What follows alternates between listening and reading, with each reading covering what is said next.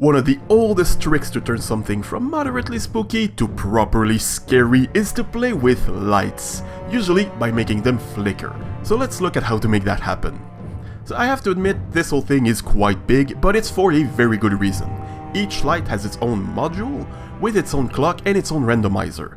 And the reason for that is simply that it allows more individual control over the frequency and probability of each light turning off, making the whole thing feel more natural. And to help with that, I usually go for more of a high frequency and low probability approach to minimize simultaneous flickers. So this here is one module. They fit within a 4x4 and can be tiled in that direction, but not that one. Each one contains two parts, an adjustable clock and a randomizer. The clock is simply a pulse extender that turns itself back on when it turns off, and this crafter here is just to adjust the clock's frequency. The more slots are deactivated, the faster it goes.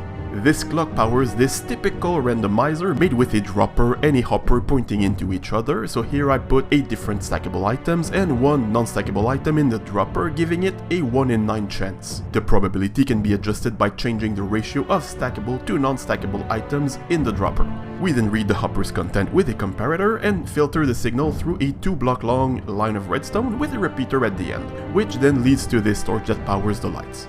So when a non-stackable item gets sent into the hopper, the signal will be strong enough to reach the repeater and turn off that torch.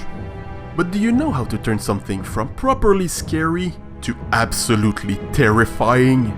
Well, that's when the lights flicker and you're getting quite used to it, but suddenly, they all turn off at the exact same time. That's when you know something bad's about to happen.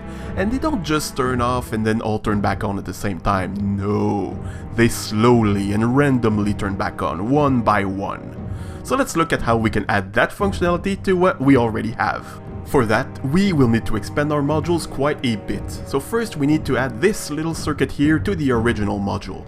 This part here looks a lot like the pulse extender that we used earlier, but it has 2 solid blocks instead of just one, which means it will keep its power level until it's turned off from one of its comparators.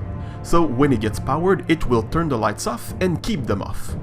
And to make them turn back on randomly, we're just gonna use the flickering circuit itself to send a signal to shut it down and turn the lights back on. So now what you need to do is add this part to each module and link them all together to some way to control it. Could literally be anything, but here I just used another randomizer. A little trick here though, if your corridor is too long, you will need to extend this line with repeaters, so I would suggest adjusting the delays correctly so that they all turn off at the exact same game tick. And that's it. Have fun terrifying your friends.